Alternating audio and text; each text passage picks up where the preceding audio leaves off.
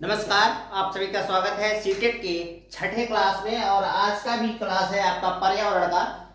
पिछला 5 क्लास हो चुका है। अगर आपने किसी भी रीजन से उन क्लासों को मिस कर दिया है तो देख लीजिए, वेरी इंपॉर्टेंट है आपके लिए। आपको यहाँ तरीका सिखाया जाता है कि सीटेट पास कैसे करना है बहुत ही कम समय में। यहाँ आपका टाइम वेस्ट बिल्कुल नहीं करते हैं हम। तो चलिए पहला क्वेश्चन आपके सामने रखते हैं। एक कक्षा 5 की शिक्षिका एक क्रियाकलाप का संचालन करती है जिसमें वह कक्षा के बच्चों से फर्श पर चीनी के कुछ दाने डालने को कहती है और उनको चींटियों के आने का इंतजार करने को कहती है। बच्चों को इस क्रियाकलाप से अर्थपूर्ण सीखने को मिल सकता है यदि शिक्षक। तो ये 4 ऑप्शन है, आपको पढ़ना है और इनको सही करना है। मैं तरीका बताऊंगा वो क्वेश्चन कैसे सही करना है। बच्चों को क्रियाकलाप का अवलोकन, अनुभव साझा और उस पर चर्चा करने को प्रेरित करती है। ये वाला ऑप्शन जो है बिल्कुल सही है, क्योंकि जब आप चीनी डालते हैं जमीन पर और चींटियों का आने का इंतजार कर रहे हैं तो आप अवलोकन कर रहे हैं और जो उससे सीखेंगे आप उसको साझा करेंगे एक दूसरे के साथ और उस पर चर्चा करेंगे। तो और जो है ना, प्रेरित भी कर रहा है, ये भी सही है। बच्चों को क्रियाकलाप से संबंधित प्रश्नों को घर से करने को प्रेरित करती है, तो ये सही नहीं है। ठीक है, क्योंकि क्रियाकलाप जो चल रहा है आपका क्लास में चल रहा है, वहां सीखने के लिए वो क्रियाकलाप किया गया है। आप उससे ऐसा नहीं सीख रहे कि आपको घर पे करना है। बच्चों को क्रियाकलाप का अवलोकन को प्रेरित करती है, ये भी सही है। बच्चों को अपने अनुभव साझा करने को प्रेरित करती है, तो ये भी सही है।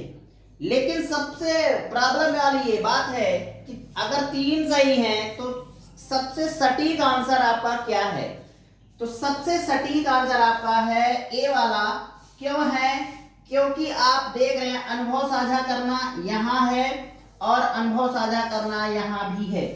ठीक है, प्रेरित करती है, तो प्रेरित करती है, ये भी प्रेरित करती है इस ऑप्शन में भी। ठीक है, वही हाल बी में भी है, क्रियाकलाप का अवलोकन कर रहा है और अवलोकन यहाँ भी कर रहा है क्रियाकलाप का। तो आप देख रहे हैं ना, आपको सब कुछ मिल रहा है यहाँ। तो अब आप समझ गए सबसे ज्यादा सटीक आंसर यही होगा, क्योंकि इन सब का निचोड़ इस वाले क्वेश्चन में पड़ा हुआ है, इस ऑप्शन में पड़ा हुआ है। तो आई होप आपको ये समझ में आ गया होगा कि अगर इस तरीके के क्वेश्चन आपके पेपर में बनते हैं तो आपको कैसे सॉल्व करने। तो चलिए नेक्स्ट क्वेश्चन देखते हैं। तो अगला क्वेश्चन आपके सामने है, निम्नलिखित में से कौन सा पर्यावरण अध्ययन में सीखने का रचनात्मक आकलन का साधन नहीं है? देखिए इस तरीके के क्वेश्चन को ध्यान से पढ़ा करिए, है कि नहीं है।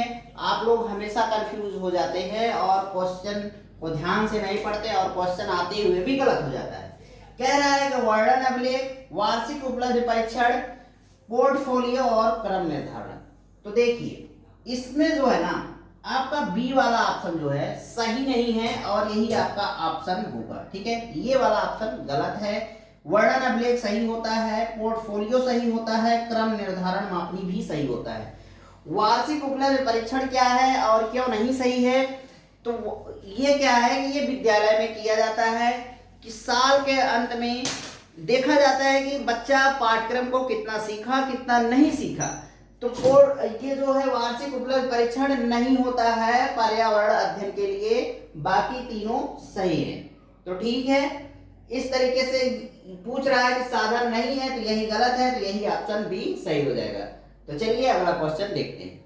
निम्नलिखित में से किसको पर्यावरण अध्ययन में बच्चों के आकलन में दूर रहना चाहिए? ये 4 ऑप्शन है। दूर रहने से मतलब ये है कि क्या आपको नहीं करना चाहिए। आकलन के संकेतकों का उपयोग, तो ये सही है, आपको आकलन करते समय ना संकेतकों का उपयोग करना है। बच्चों के सीखने के गुणात्मक आकलन, ये भी सही है, उनका आकलन करना है आपको। बच्चों के उत्तरों को सही या गलत में आंकना, बच्चे को कभी सही और गलत में नहीं आंकना है, ये उसके विकास पर गलत प्रभाव पड़ता है। इसलिए आप ये भी जान लीजिए कि बच्चा अगर गलत कर रहा है तो ये नहीं कि खींच के लगा दें, बल्कि क्या करना है, सही या गलत को भी आपको इग्नोर करना है। इस तरीके से आपको सही या गलत में उसका मापक नहीं देना है। कक्षा 5 के ईवीएस पाठ्यक्रम में प्रत्येक पाठ के अंत में दिए गए आज हमने क्या सीखा पर चर्चा, ये जरूरी है, ये सब करना चाहिए। आप पुस्तकों के लास्ट में देखते ही होंगे कि लिखा होता है आओ सीखें, आज हमने क्या सीखा, ये सब बहुत सारी चीजें दी होती हैं।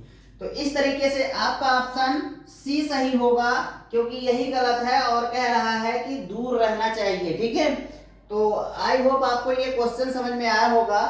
आपको थोड़ा सा उल्टा लगता होगा कि व्हाइट बोर्ड पर है, लेकिन डिजिटल बोर्ड से अच्छा देने का मैं प्रयास कर रहा हूं। आप लोग वीडियो को अगर देख रहे होंगे तो अच्छे से समझ रहे होंगे, अगर व्हाइट बोर्ड देख के इग्नोर करके निकल जाते होंगे तो अलग बात है कि ये क्या पढ़ाएंगे। तो ये आपकी मानसिकता के ऊपर है कि आप किससे सीख सकते हैं, क्या नहीं सीख सकते हैं। तो कम संसाधनों में भी आप बहुत कुछ अच्छा कर सकते हैं। तो कोई जरूरी नहीं कि व्हाइट बोर्ड की जगह डिजिटल बोर्ड ही हो, बड़ा बड़ा लैब हो या एसी लगा हो। तो ये मेरी प्रॉब्लम है कि मेरे पास व्हाइट बोर्ड है कि नहीं है, एसी है कि नहीं है। आपको कंटेंट से मतलब है और कंटेंट आपको दिया जा रहा है, आप देख ही रहे हैं कि कैसा है। अगर आपको वीडियो पसंद आ रहा है तो लाइक जरूर किया करिए और एक अच्छा कमेंट भी जरूर किया करिए। अगर आपको कुछ कमी दिखती है तो आप नेगेटिव कमेंट भी कर सकते हैं, बिल्कुल अलाउड है। तो चलिए अगला क्वेश्चन देखते हैं। क्वेश्चन है, नीचे दिए गए पक्षियों को कौन सी प्रजाति झटके से अपनी गर्दन आगे पीछे करती है। ये क्वेश्चन आपके पेपर में कई बार आ चुका है। बसंत गौरी, मैना, उल्लू और कौवा। तो दोस्तों इसका सही आंसर है मैना।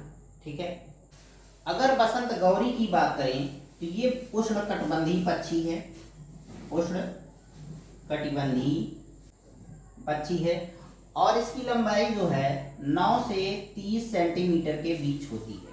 ठीक है, और इसकी एक खासियत होती है, ये पेड़ के जो तने होते हैं, पेड़ के तने में होल या छेद करके रहती है। ये इनकी खासियत होती है बसंत गौरी। अगर मैना की बात करें ना, तो मैना जो है इसका रंग जो है खैरे रंग का होता है। ठीक है, और ये जो पक्षी होता है अपना खुद का घोंसला नहीं बनाता, तो ये क्या करता है, ये दूसरे पक्षियों के घोंसले में अंडे देती है। ये खासियत होती है मैना की। अगर बात करें उल्लू की, तो उल्लू जो है ना, ये इसकी दूर की दृष्टि बड़ी अच्छी होती है, दूर दृष्टि अच्छी होती है, मगर निकट दृष्टि मतलब नजदीक की जो दृष्टि है ना, इसकी कमजोर होती है। इसकी एक खासियत और होती है, इसकी 3 पलकें होती हैं, 3 पलकें होती हैं इसके पास। और इसकी जो गर्दन घुमाने की बात है, तो ये चारों तरफ एक तरफ बैठ के ना ही चारों तरफ आसानी से देख सकती है, इसकी ये खासियत होती है। कौवा जो होता है, कौवा आपका बहुत ही होशियार पक्षी होता है। ठीक है, होशियार पक्षी होता है। और अगर इसकी बात करें, इसका वैज्ञानिक नाम क्या है, तो कोरवस है इसका वैज्ञानिक नाम कोरवस होता है। तो ये छोटी सी जानकारी थी आपके चारों ऑप्शनों की। मुझे आशा है कि आपको ये जानकारी अच्छी लगी होगी। तो चलिए अगला क्वेश्चन देखते हैं।